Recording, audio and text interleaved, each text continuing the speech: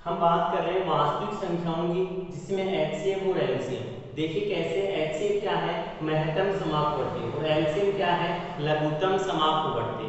HCF निकाल रहे हैं अभाज्य गुणनखंड विधि से, इसमें हम ले रहे हैं 24 और 26। 24 के हमें टुकड़े करने हैं या गुणनखंड करने हैं, तो पहले हम लिखेंगे 2। 2 का भाग कितनी बार जा रहा है, 12 बार। फिर 2 का भाग कितनी बार जा रहा है, 6 बार। तो फिर 2 का भाग कितनी बार जा रहा है, 3 बार। और फिर 3 का भाग कितनी बार जा रहा है, 1 बार। इसी प्रकार हम 26 का देख रहे हैं, तो 26 में देखा हमने 2 का भाग कितनी बार गया, 13 बार। और फिर 13 एकम 13। ये इसके हो गए अभाज्य गुणनखंड। अब हमें इन अभाज्य गुणनखंडों से हमें निकालना है एचसीएफ। हमें अभाज्य गुणनखंड विधि से एचसीएफ निकालना है। तो देखो कैसे, हम लिख रहे हैं 26 और क्या है 24। देखिए 24 के टुकड़े क्या हैं, 2 गुणा 2 गुणा 2 गुणा 3, और 26 के हैं 2 गुणा 13। देखिए एचसीएफ निकालना है तो कैसे, 2 एकम, ये इसका जोड़ा बना हुआ है तो 2, बाकी किसी भी संख्या का जोड़ा नहीं बन रहा, इसलिए हम इनको नहीं लेंगे, क्योंकि हाईएस्ट कॉमन फैक्टर जो सब में है उसी को लेना है। फिर हम निकाल रहे हैं एलसीएम।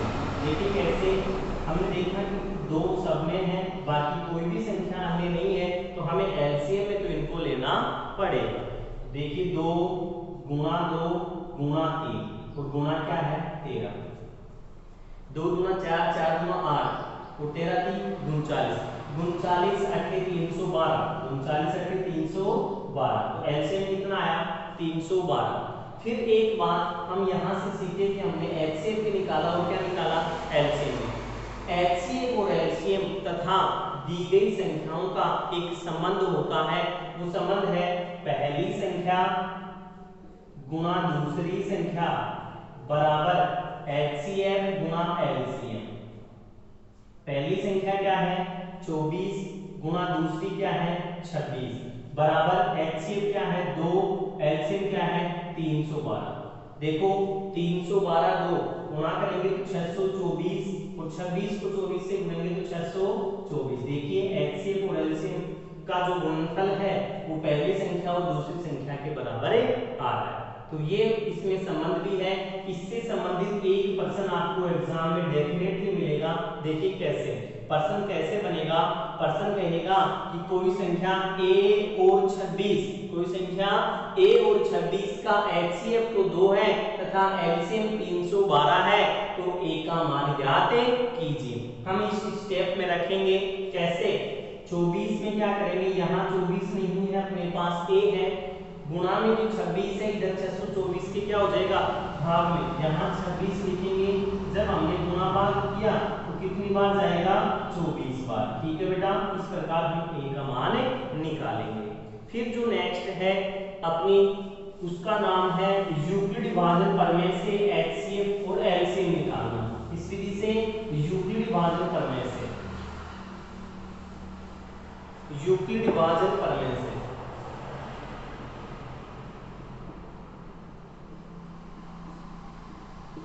देखो क्या होती है यूक्लिड विभाजन प्रमेय, a बराबर b गुणा q प्लस r। यूक्लिड विभाजन प्रमेय है a बराबर b गुणा q प्लस r। यहाँ a क्या चीज है, भाज्य, a क्या चीज है भाज्य, b क्या चीज है भाजक, गुणा q क्या है भागफल, और r क्या चीज है शेषफल। जो शेषफल प्रमेय भी जिसे बोल सकते हैं, भाजकता का नियम भी जिसे हम बोल सकते हैं। फिर हम देख रहे हैं कि इससे हमें एचसीएफ निकालना है। इससे हमें क्या निकालना है, एचसीएफ ज्ञात करना है। दो संख्याओं का हमें एचसीएफ निकालना है। जैसे कैसे, कौन सी संख्या, मैं उदाहरण से आपको समझा रहा हूं कैसे। एक हम लेते हैं 420 और 130 का एचसीएफ यूक्लिड विभाजन प्रमेय से ज्ञात करें। प्रश्न है 420 और 130 का एचसीएफ यूक्लिड विभाजन प्रमेय से ज्ञात कीजिए। तो हम निकाल रहे हैं, देखिए सबसे पहले हम देखेंगे कि 420 और 130 में बड़ी संख्या कौन सी है। तो 420 ग्रेटर देन 130। 420 बड़ा है 130 से। अब यूक्लिड भाजन प्रमेय से या चरण फर्स्ट देखिए कैसे। 420 बराबर 130 गुणा 130 का भाग 420 में 3 बार जा रहा है और शेषफल 30 रह रहा है। ठीक है, या इधर देखिए हम बोर्ड से आपको समझाएं कि 420 में हम भाग दे रहे हैं 130 का, कितनी बार जाएगा। हमने देखा कि हम 3 बार जा रहा है 390, 13 3 39, बाकी किया तो शेष क्या रहा, 0 का 0, 9 3 12, 30 शेषफल रहा। हम इसको लिखेंगे 130 गुणा भागफल 30 प्लस शेषफल कितना आया 30। ठीक है बच्चों, फिर दोबारा हमने देखा चरण सेकंड में, यहाँ चरण सेकंड क्यों लगा, चरण सेकंड इसलिए लगा क्योंकि यहाँ शेषफल जो है r का मान 0 प्राप्त नहीं हुआ, यहाँ r का मान 0 प्राप्त होना चाहिए था, अर्थात r का मान 0 के बराबर होना चाहिए था, लेकिन यहाँ कौन है 30 है, इसलिए चरण सेकंड हम यहाँ लिखेंगे कि शेषफल शून्य प्राप्त नहीं हुआ, शून्य प्राप्त नहीं हुआ, अतः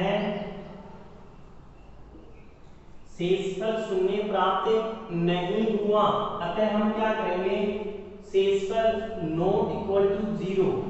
ठीक है, r नॉट इक्वल टू 0। फिर हम देखेंगे दोबारा से 130 बराबर, अब देखो 130 बराबर 30 गुना कितनी बार जा रहा है, हम देखेंगे 30 का भाग 130 में कितनी बार जा रहा है और शेषफल क्या रहेगा, हम यहाँ देखेंगे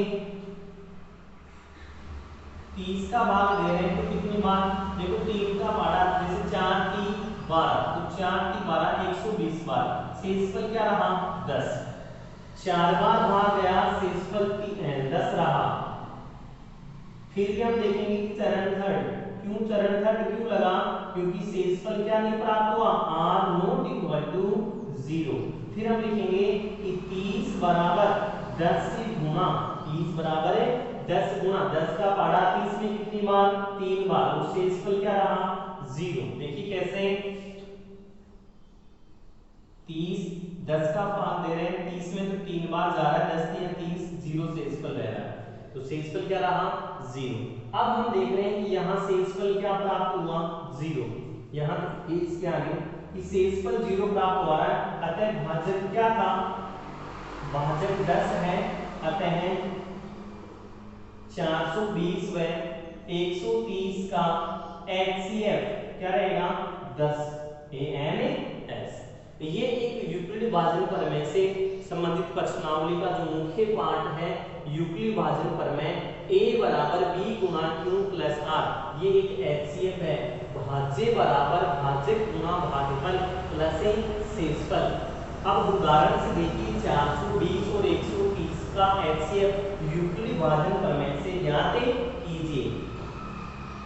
हमें ज्ञात करने के लिए पहले हम देखेंगे कि A बराबर B गुणा Q प्लस R होता है, तो हमने लिखा 420 बड़ा किससे है 130 से। चरण प्रथम में 420 बराबर 130 का भाग 420 में 3 बार तो पूरी बार गया और शेषफल 30 रहा। हमने देखा कि R का मान 0 प्राप्त नहीं हुआ, अतः चरण सेकंड 130 बराबर, अब देखिए ये शेषफल का भाग देंगे तो 30 का भाग 130 में 4 बार पूरी बार गया और 10 शेषफल रहा, तो 30 बराबर 10 गुणा 3 प्लस 0, यहाँ शेषफल 0 प्राप्त हुआ, हम लिखेंगे R बराबर 0, अतः भाजक 10 है, इसलिए 420 व 130 का HCF 10 होगा। फिर जो नेक्स्ट प्रश्न है या इसी से संबंधित एक और समझाते हैं।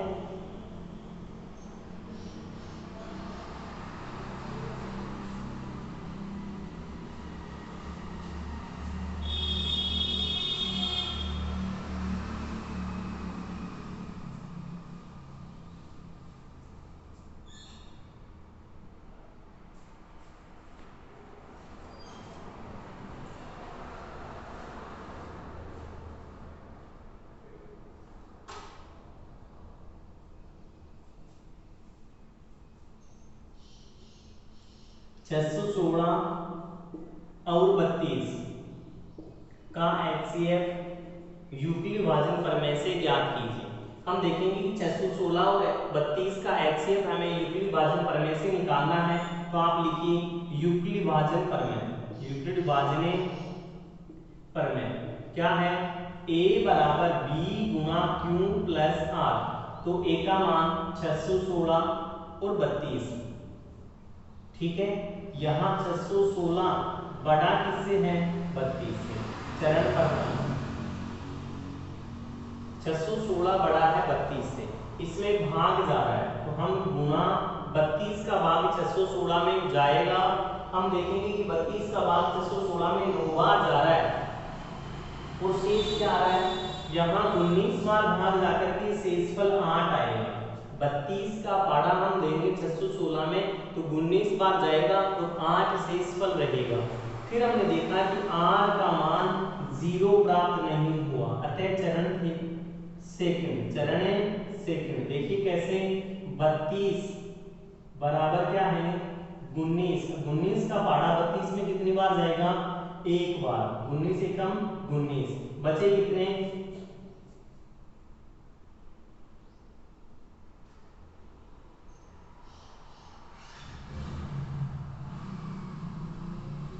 हमने देखा कि 616 बराबर 32 गुणा 19 और शेषफल क्या रहा? 8।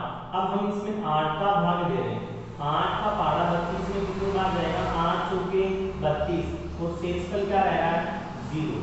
यहाँ शेषफल 0 प्राप्त हुआ, अतः r बराबर 0 है। अतः भाज्य का अपना क्या था? 8 था। भाज्य का अपना क्या था? 8। इसलिए 616 में 32 का HCF बराबर क्या रहेगा? 8। ANS। ये कौन सी विधि थी? यूक्लिड विभाजन प्रमेय। अब हम नेक्स्ट जो बात कर रहे हैं, यूक्लिड विभाजन प्रमेय से हमने HCF निकालना सीखा। अभाज्य गुणनखंड विधि से हमने HCF निकालना सीखा और यूक्लिड विभाजन प्रमेय से भी हमने HCF निकालना सीखा। HCF से संबंधित इन्हीं प्रकार का प्रश्न बनेगा। फिर हम बात कर रहे हैं, देखो बच्चों, कि इससे संबंधित यूक्लिड विभाजन से संबंधित एक प्रश्न और बनता है, हम उसको भी समझते हैं। जैसे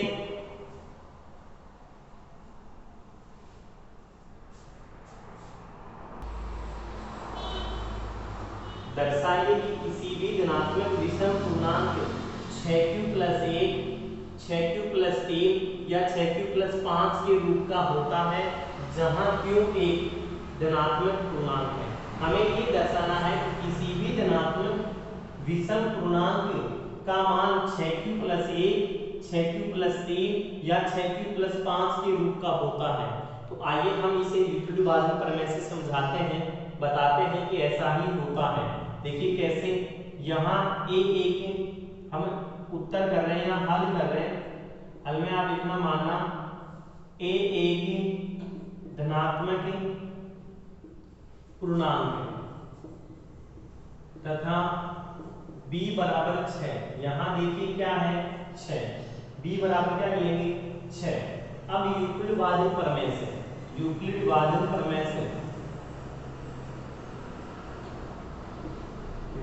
प्रमेय से क्या करेंगे? हम लिखेंगे a बराबर b गुणा q प्लस r। देखिए कैसे? a बराबर 6 गुणा q प्लस r।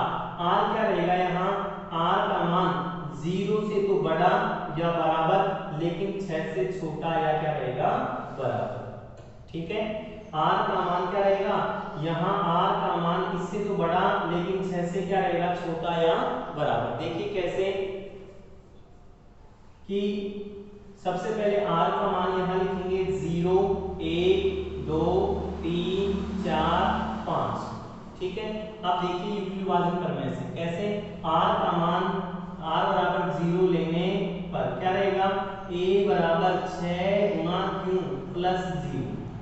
फिर हम क्या लेंगे? r बराबर 1 लेने पर क्या लेंगे? r बराबर 1 से a बराबर 6 गुणा q प्लस 1। फिर r बराबर 2 लेने पर a बराबर 6 गुणा q प्लस 2। फिर r बराबर 3 लेने पर a बराबर 6 गुणा q प्लस 3। फिर देखिए बच्चों हम क्या लेंगे, r बराबर 4 लेने पर और r बराबर 5 लेने पर क्या होगा, a बराबर 6 गुणा q प्लस 4, a बराबर 6 गुणा q प्लस 5।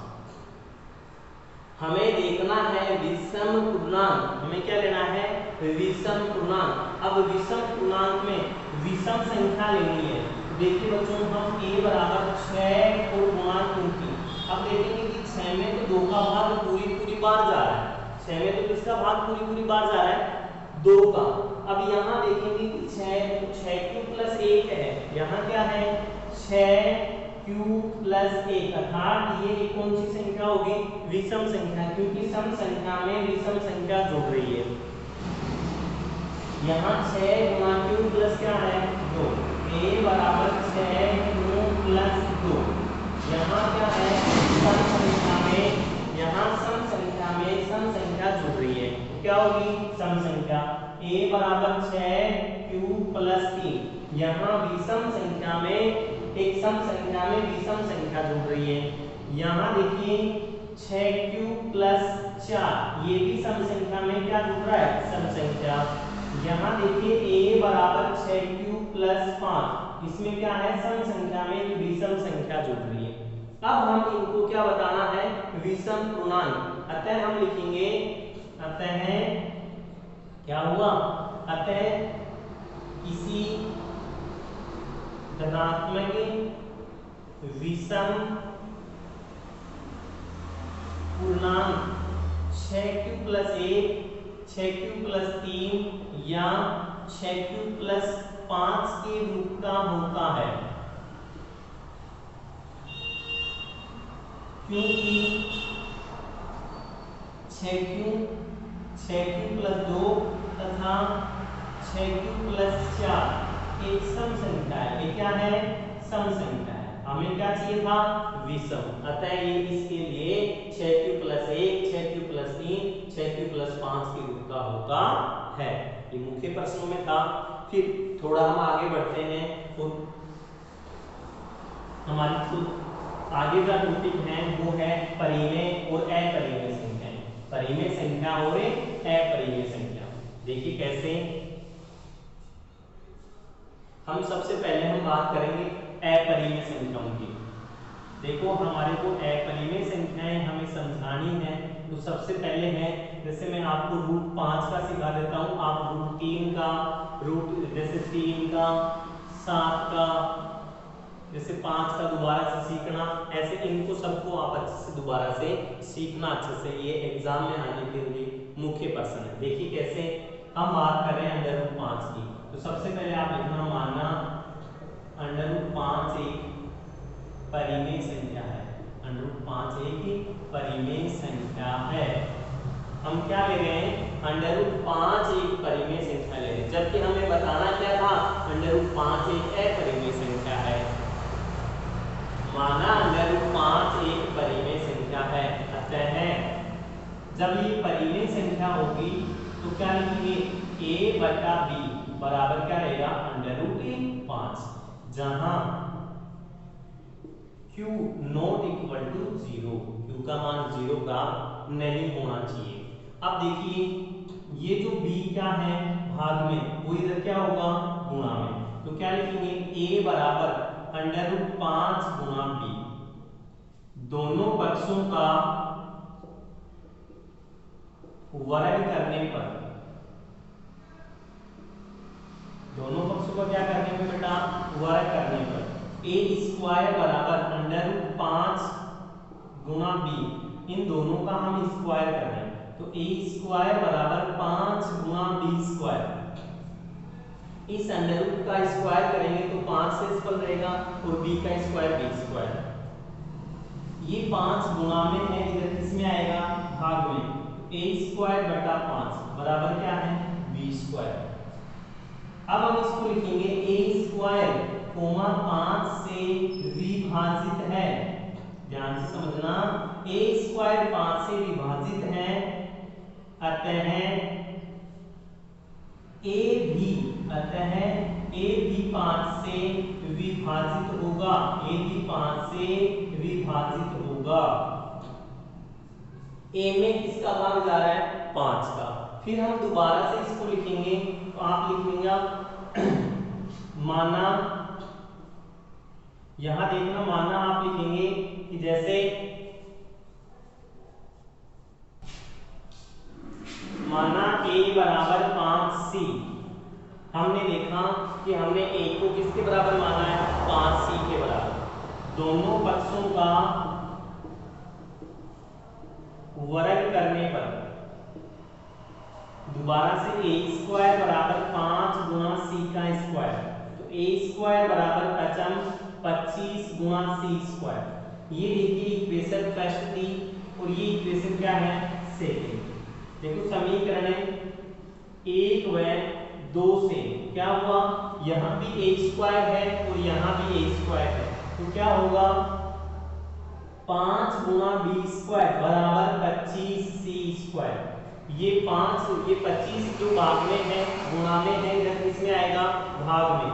मतलब 5 गुना b स्क्वायर बटे 25 बराबर क्या रहेगा? c square. 5 × 5 = 25, b स्क्वायर बटे 5 बराबर क्या हुआ? c square. अब हम इसको लिखेंगे b स्क्वायर 5 से विभाजित है, b स्क्वायर 5 से विभाजित है, अतः b भी 5 से विभाजित होगा। अब हमारे पास ये स्टेप प्राप्त हुई कि b में भी 5 का भाग जा रहा है और a में भी 5 का भाग जा रहा है। इसलिए हम क्या करें? हमने देखा, हम यहाँ लिखेंगे a तथा b में 5 सहअभाज्य गुणनखंड प्राप्त हुआ, अतः हमारे द्वारा लिया गया कथन कि √5 एक परिमेय संख्या है का विरोधाभास प्राप्त हुआ।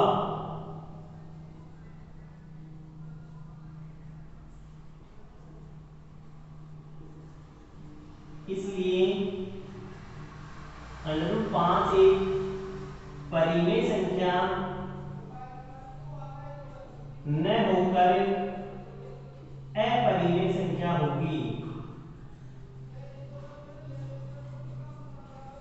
देखिए यहां हमने लिखा सहअभाज्य गुणनखंड, मतलब दोनों संख्याओं में उभयनिष्ठ गुणनखंड।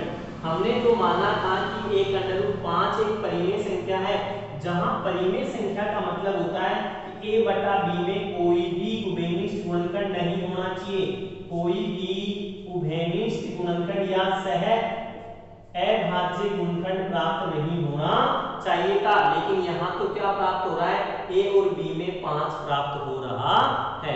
इसी प्रकार सभी को अपन को हल करना है। जैसे 3 लेना है तो जहां आपको 5 नजर आए उसकी जगह क्या ले लेंगे? 3। देखिए कैसे, यहाँ क्या रखेंगे? 3। फिर जैसे मैंने आप इसको साथ में करूं तो यहाँ 5 की जगह क्या रख देंगे आप? 3। आप समझना इसको, ये मुख्य पसंद है, ठीक है।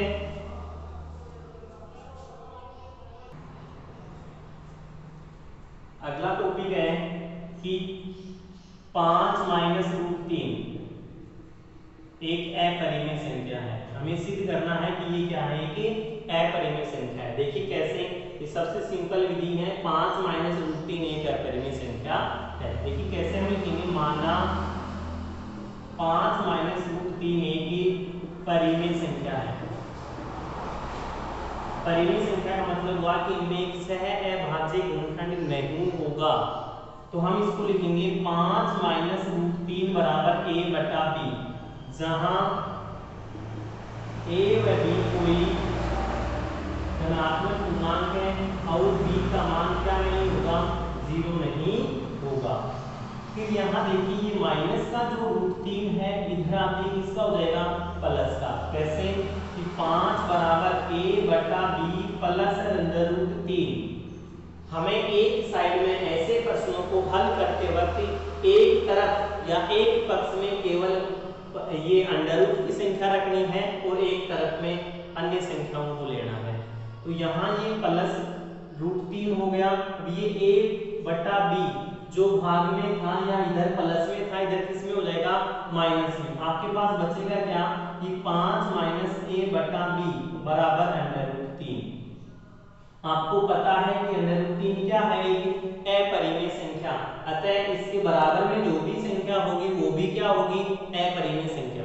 हम इसमें लिखेंगे हम जानते हैं कि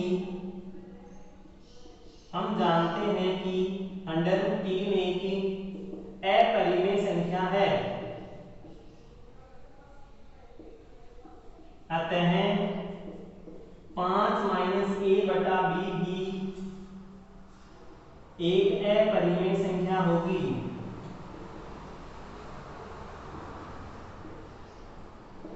इसलिए 5 - √3 भी एक अपरिमेय संख्या होगी। ठीक है, ये था इसका टॉपिक। अब इसमें थोड़ा सा आगे और बात करें, जैसे नया प्रश्न हम लें,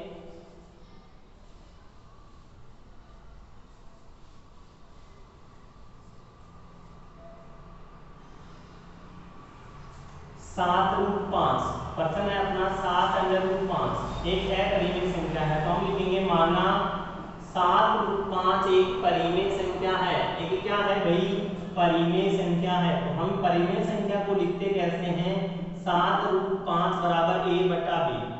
ये 7 गुणा में किसके हैं, √5 के। तो इधर किस में आएगा, भाग में। तो √5 बराबर a/b गुणा 7। हम जानते हैं कि √5 एक अपरिमेय संख्या है, अतः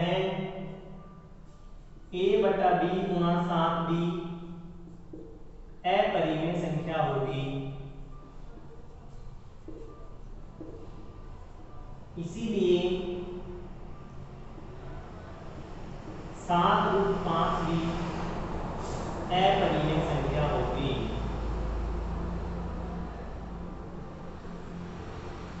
अब जैसे वो जो प्रश्न है वो आप हल करें।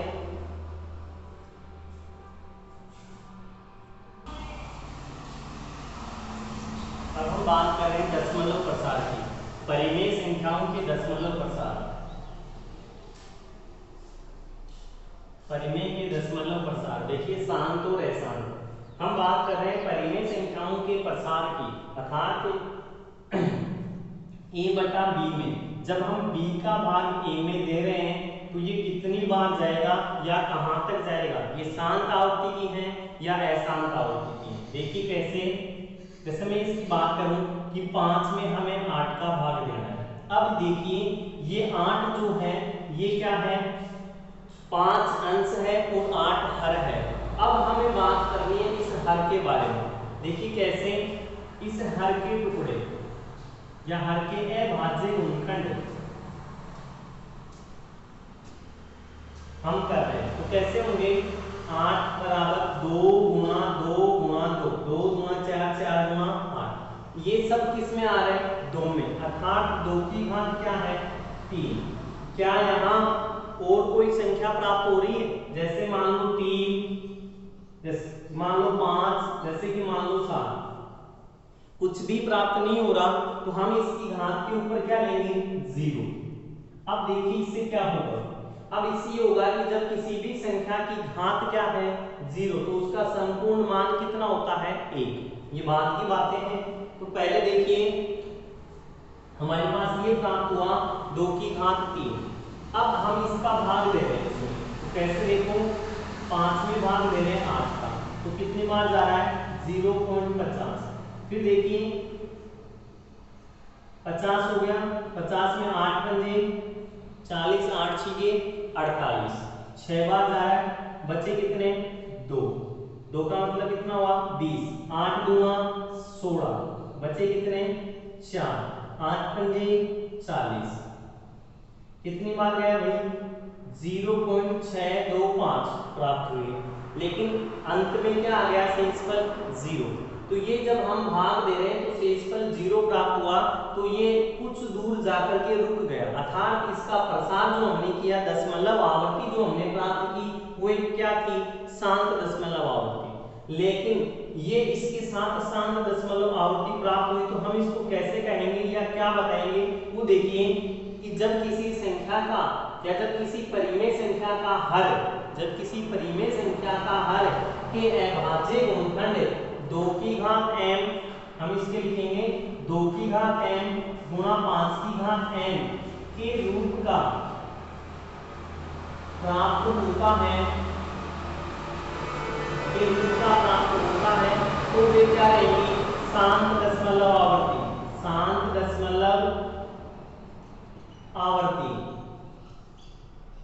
और यदि इसके रूप का प्राप्त नहीं होता तो वो क्या रहेगी? अशांत।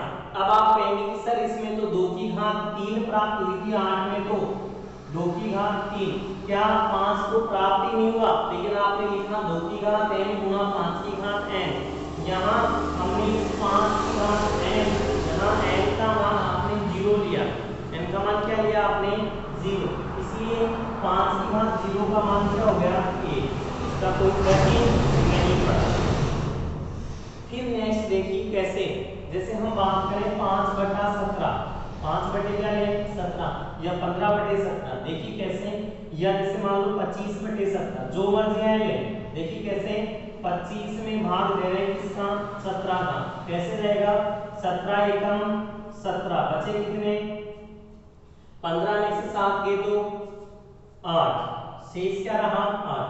अब पॉइंट लगाएंगे तो क्या रहेगा? 0। 17 का पाड़ा देंगे 80 में, 17 चौके 68 और 17 बचे कितने होते हैं? 85, 17 चौका 68, बचे कितने? 2, 12। अब शेष यहाँ देखो, 17 बचे 85, 17 छिके 102, 17 संते 119, बचे कितना? 1। फिर क्या लगाएंगे? 0। फिर भाग नहीं जा रहा, भाग को क्या लगा देंगे? 0। तो मतलब ये चलता जाएगा, इसका कोई भी अंत नहीं आ रहा। तो जब इसका अंत नहीं आएगा तो हम क्या लिख सकते हैं इसको, कि इसका भाग जब हम दे रहे हैं 25 में 17 का भाग दिया तो क्या रहा? बार बार जाता रहा, ये अशांत रहा। क्या रहा भाई? ये अशांत, बार बार चलता रहा। इसलिए क्यों? क्योंकि 17 क्या है? 2 की घात n गुणा 5 की घात n के रूप के अलावा है। समझ रहे हो? अब जैसे मैं बात करूं, एक संख्या लूं 2 की घात 3, 5 की घात 2, 7 की घात 3 और जैसे मान लो 13 की घात 2, ये है हर में, और इसके ऊपर लिखा हुआ है जैसे 4 बटे ये लिखा हुआ है। तो क्या ये शांत है? बिल्कुल भी नहीं। क्यों? क्योंकि इसमें क्या आ रहा है? 2 की घात 3, 5 की घात 2 के अलावा 7 की घात 3 और 13 की घात 2 प्राप्त हो रहा है, इसलिए ये क्या नहीं है? अशांत आवर्ती है, शांत आवर्ती की नहीं है। इस प्रकार का प्रश्न आपको बोर्ड एग्जाम में हमेशा मिलता है।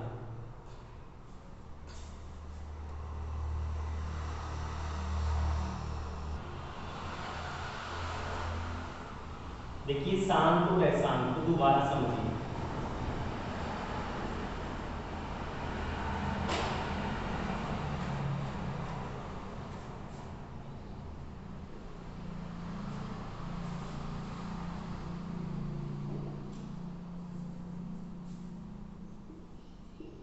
शांत व अशांत, देखिए कैसे, हम शांत दशमलव आवृत्ति की बात कर रहे हैं। शांत दशमलव कैसे हम चेक करेंगे, बताएंगे। देखिए कैसे, जैसे 5/3 है, 15/7 है, 15/30 है, हमें इनको चेक करना है कि ये शांत है या अशांत। देखिए सबसे पहले मैं बात कर रहा हूँ कि शांत दशमलव आवृत्ति के लिए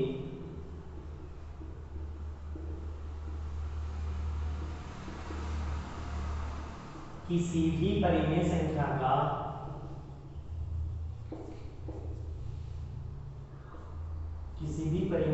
का हर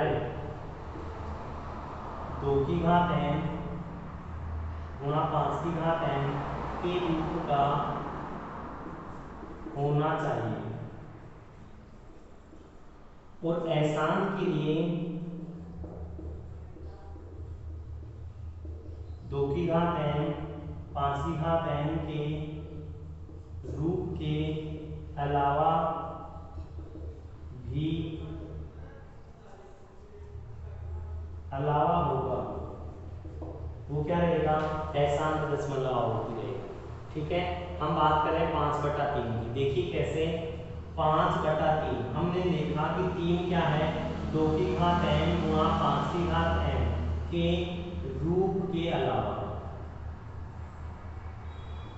फिर हम देख रहे हैं जैसे 15/30, उसमें देखा हमने कि 30 क्या है, देखो पहले हम देखेंगे 5 की 15 तो 6 पंजे 30, 3/6। फिर देखो 3 एकम 3, 3 गुणा 6, 1 क्या आया 2। अब हमने देखा कि ये 2 m गुणा 5 की घात n के रूप का है, तो ये क्या रहेगा, ये वाली तो शांत रहेगी, ये भी क्या है एहसान, और ये भी क्या है एहसान। ठीक है, समझ में आया। इस प्रकार अपनी जो वास्तविक संख्याओं की जो प्रश्नावली थी, जिसमें मुख्य मुख्य जो टॉपिक थे हमने आपको समझाए। अब इसी से संबंधित 1-2 प्रश्न हम आपको और समझा रहे हैं, और फिर ये प्रश्नावली में आप अच्छे से देख करके निकालिए, समझिए इसको, समझ के आप आराम से प्रश्नों को हल करें। अब इससे मुख्य जो प्रश्न है मैं आपको 2-4 और बता दूं। सबसे पहले हम बात करें, एक प्रश्न आपका जो विविध प्रश्नावली का है, उसमें ये लिखा हुआ है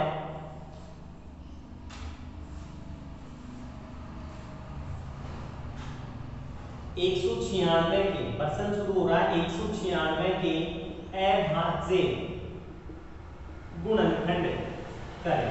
मैंने आपको समझाया अभाज्य गुणनखंड कैसे करते हैं, फिर भी आप एक बार देख लीजिए। 196 हम 2 का मान दे रहे हैं, देखो 9 दूना 18, बचे कितने, शेष 1, 16, 8 दूना 16। फिर 2 का मान दे रहे हैं, 4 दूना 8 और 9 दूना 18। फिर 7 का मान, 7 का 2 49, फिर 7 एकम 7। ये इसके क्या हो गए अभाज्य गुणनखंड। फिर हम इनको लिखेंगे कैसे, 2 की घात 2 गुणा 7 की घात 2। ठीक है बच्चों। फिर नेक्स्ट प्रश्न है, 1 नंबर के प्रश्न नहीं, मुख्य और सबसे इंपोर्टेंट जो प्रश्न है वो अब है कि 2 संख्याएं हैं, एक तो है m बराबर, जिसको लिखा है p q की घात 3, और एक n जिसका मान है p की घात 3 और q की घात 2 का हमें HCF भी निकालना है और LCM भी निकालना है। देखिए कैसे, सबसे पहले हमें पता है कि हम लिखेंगे m बराबर p गुणा, देखो ये घात कितनी है इसमें 3 बार, मैं डायरेक्टली आपको बता रहा हूँ, लेकिन फिर भी आप एक बार समझिए कि 3 घात है तो मतलब q गुणा q, फिर m बराबर p गुणा, ये 3 बार है तो p गुणा p गुणा q गुणा q। अब हम HCF निकाल रहे हैं। HCF में क्या होता है, जो उभयनिष्ठ होता है हम उसे लेते हैं। तो हमने देखा इसमें ये p है, इसमें भी ये उभयनिष्ठ है, तो HCF क्या आया p। फिर देखा कि इसमें q है और इसमें भी क्या है q, यहाँ q है तो यहाँ भी क्या है q, तो हमने क्या लिख दिया p गुणा q, और ये इसका क्या आ गया HCF। फिर हम बात कर रहे हैं LCM की, देखो कैसे उभयनिष्ठ जो है वो तो है मतलब p गुणा q। अब शेष क्या रहा, इस q का भी इससे जोड़ा बन रहा है, तो बचा क्या ऊपर q और फिर नीचे क्या बचे p गुणा p। अब देखो एक बार दोबारा से, एलसीएम में एक p ये रहा, एक p ये और एक p ये, तो कितनी घात हुई p की घात 3 गुणा q की घात कितनी है 1 2 और 3, p की घात 3 और q की घात 3। अब आप प्रश्न पे चले, जो इसकी थ्योरी है वो हमने बताई। अब इसका लॉजिक क्या है, प्रश्न का देने का लॉजिक क्या था कि यहाँ p की घात कितनी है 1, सबसे छोटी घात क्या है 1। अब आप देखिए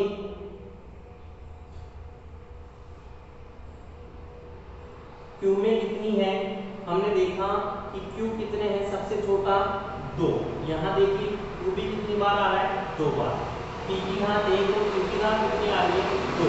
फिर दोबारा देखिए कि LCM में सबसे बात बड़ी कौन है, इसमें सबसे बड़ी P में कौन है, 3, और Q में कौन है, 3, तो दो की आपने देखा कि P की घात 3 गुणा Q की घात कितनी है, 3, ये LCM आ गया और ये क्या आ गया, HCF। मतलब ये था HCF में सबसे छोटी घात ली जाती है तथा LCM में सबसे बड़ी घात ली जाती है।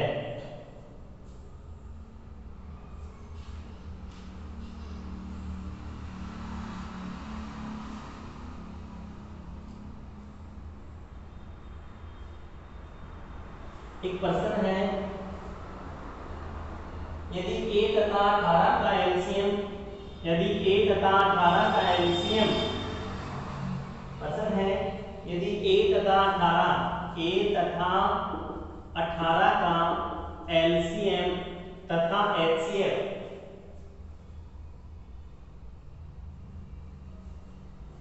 एलसीएम 18 तथा एचसीएफ 2 है, तो a का मान ज्ञात करें। मैंने प्रश्न ऐसा समझाया भी था, दोबारा समझ लीजिए। हम जानते हैं कि इसमें संबंध है पहली संख्या गुणा दूसरी संख्या बराबर HCF गुणा LCM। देखिए a गुणा 18 बराबर HCF कितना 2, LCM कितना 36। ये 18 जो भाग में है इधर किस में आएगा, तो a बराबर 2 गुणा 36 बटा 18, 18 को 18, 18 गुणा 36, a बराबर 2 गुणा 4, अर्थात a का मान कितना आया, 4।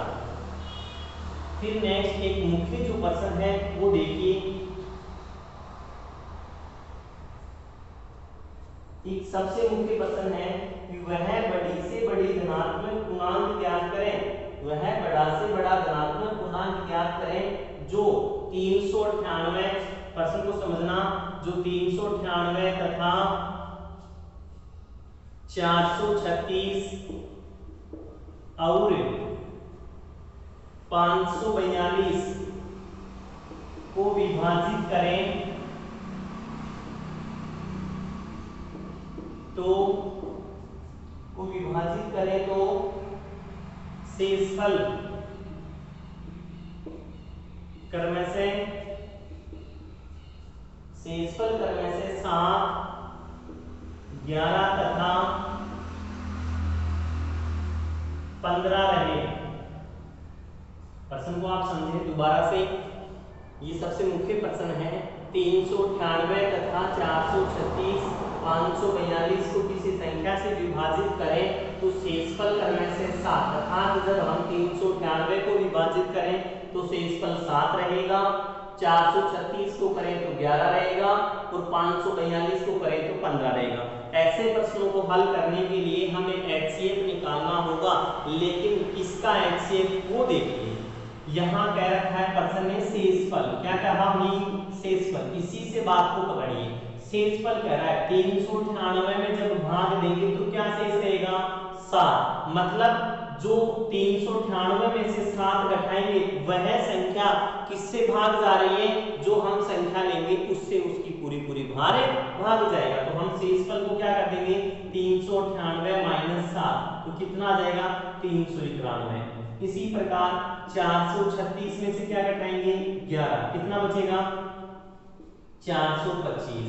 फिर क्या बचा, 542 में से घटाएंगे तो क्या आएगा, 15 को घटाएंगे तो कितना बचेगा, देखो 7। फिर यहाँ 3, 527। अब हम इनका क्या निकालेंगे, किसका HCF निकालना है, जो नई संख्या प्राप्त हुई 391, 425 और 527, हम इनका HCF निकालेंगे।